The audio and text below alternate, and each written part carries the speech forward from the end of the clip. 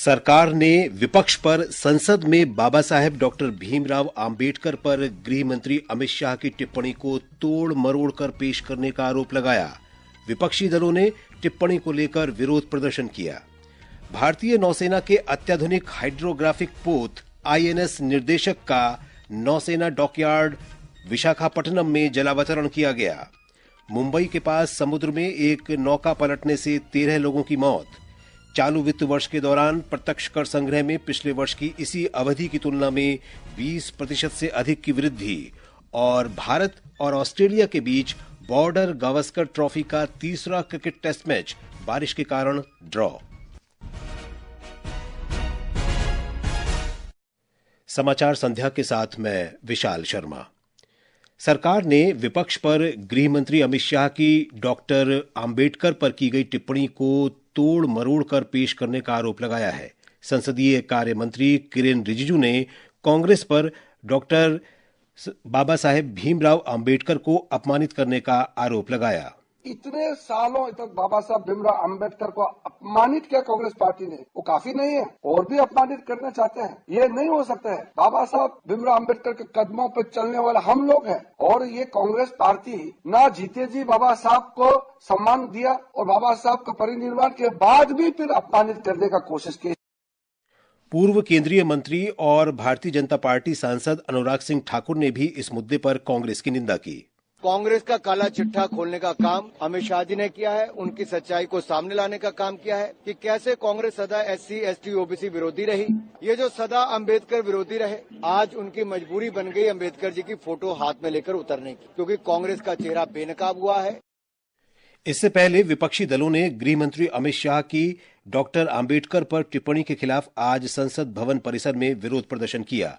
कांग्रेस नेता राहुल गांधी और मल्लिकार्जुन खड़गे भी विरोध प्रदर्शन में शामिल हुए। श्री खड़गे ने गृह मंत्री की आलोचना करते हुए कहा कि अपनी टिप्पणी से श्री शाह ने संविधान निर्माता का अपमान किया है। जो बाबा साहब का अपमान शाह ने किया है वो गलत है, इसीलिए आई डिमांड हिज रेसिग्नेशन। बाबा साहब का अपमान किया, संविधान का अपमान किया, और उनकी जो मनुस्मृति की आइडियोलॉजी है वो दर्शाता है कि वो खुद बाबा साहब अम्बेडकर के संविधान को रेस्पेक्ट नहीं देना चाहते। केंद्रीय गृह मंत्री अमित शाह ने आज राज्यसभा में कल के उनके भाषण को तोड़ मरोड़ कर पेश करने से संबंधित मामले में कांग्रेस के आरोपों की कड़ी निंदा की। नई दिल्ली में आज शाम पार्टी मुख्यालय में श्री शाह ने इसकी निंदा करते हुए कांग्रेस पर डॉक्टर भीमराव आंबेडकर विरोधी और आरक्षण तथा संविधान के विरुद्ध होने का आरोप लगाया। उन्होंने कहा कि देश में आपातकाल लागू करके कांग्रेस ने सभी संवैधानिक मूल्यों का उल्लंघन किया था। संसद जैसे देश के सर्वोच्च लोकतांत्रिक फोरम में जब चर्चा होती है कि बात तथ्य के आधार पर होनी चाहिए और बात सत्य के आधार पर होनी। कल से कांग्रेस पार्टी ने जिस तरह से तथ्यों को तोड़ मरोड़ कर रखने का प्रयास किया है, ये अत्यंत निंदनीय है और मैं इसकी निंदा करना चाहता हूं।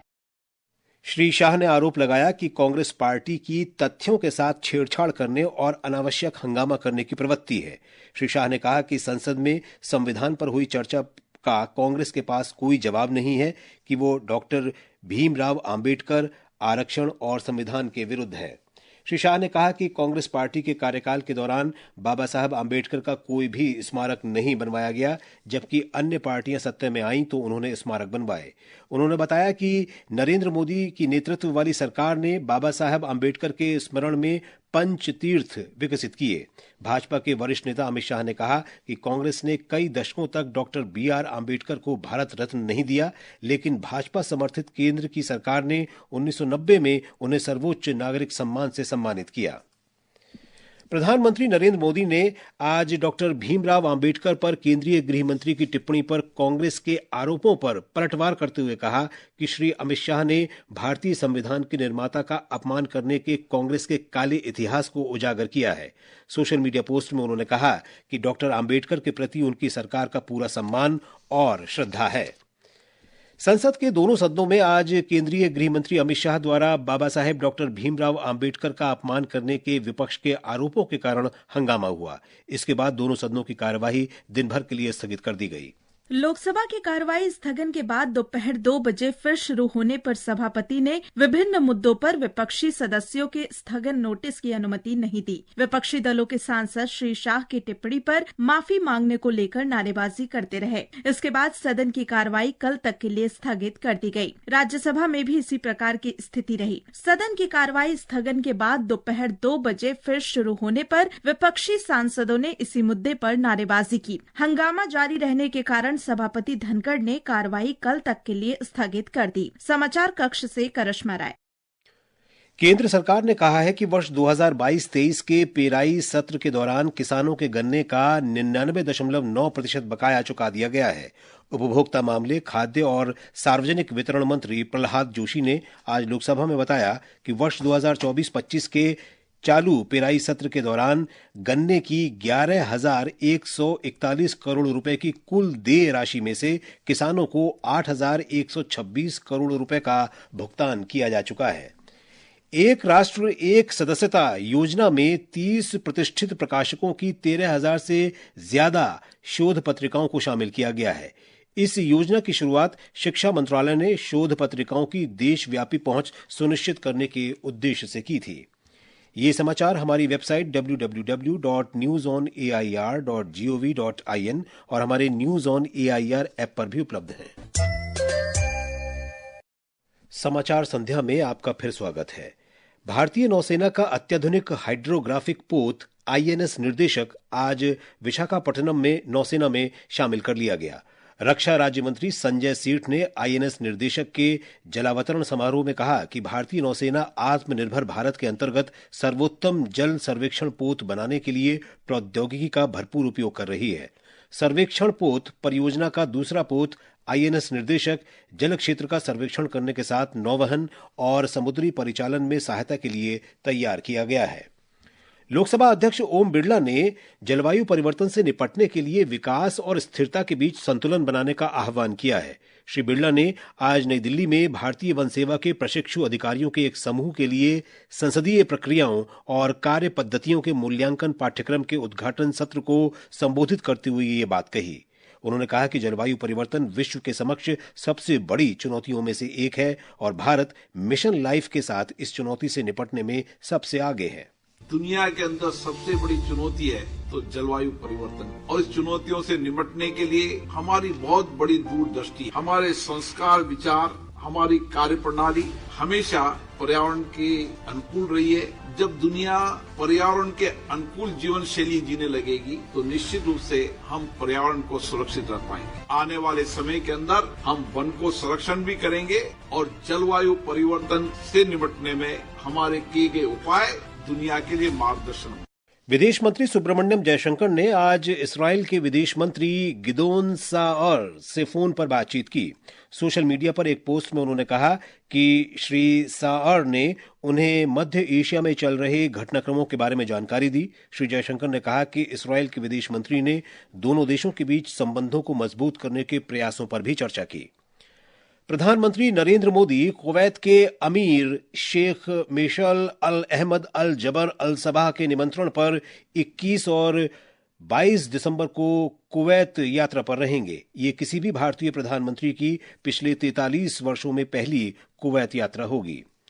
मुंबई के गेटवे ऑफ इंडिया से एलिफेंटा गुफाओं तक यात्रियों को ले जा रही एक नौका आज शाम रायगढ़ जिले के उरान के पास पलट गई। महाराष्ट्र के मुख्यमंत्री देवेंद्र फडणवीस ने बताया कि नाव दुर्घटना में कुल 13 लोगों की मृत्यु हुई है, जिनमें 3 नौसैनिक भी हैं।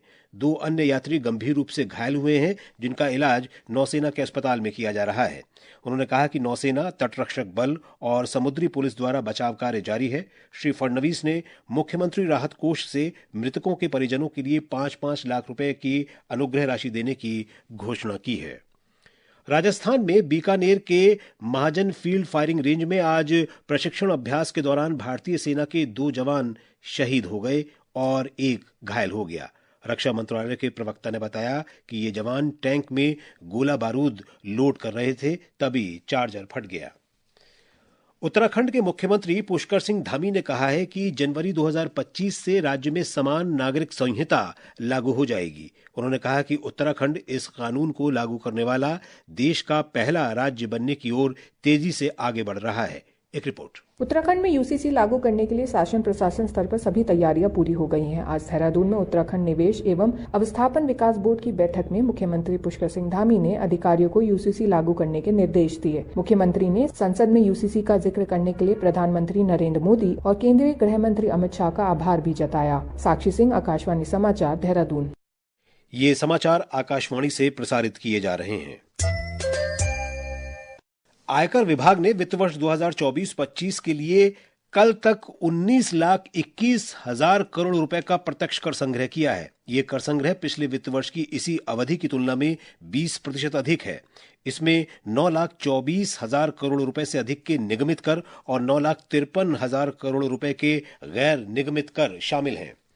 प्रधानमंत्री नरेंद्र मोदी ने कहा है कि अंडमान और निकोबार के द्वीपों का नाम देश के नायकों के नाम पर रखना ये सुनिश्चित करने का एक तरीका है कि राष्ट्र के प्रति उनकी सेवा को आने वाली पीढ़ियां याद रखें। सोशल मीडिया पर आज एक पोस्ट में प्रधानमंत्री ने कहा कि जो देश अपनी जड़ों से जुड़े रहते हैं वे विकास और राष्ट्र निर्माण में आगे बढ़ते हैं।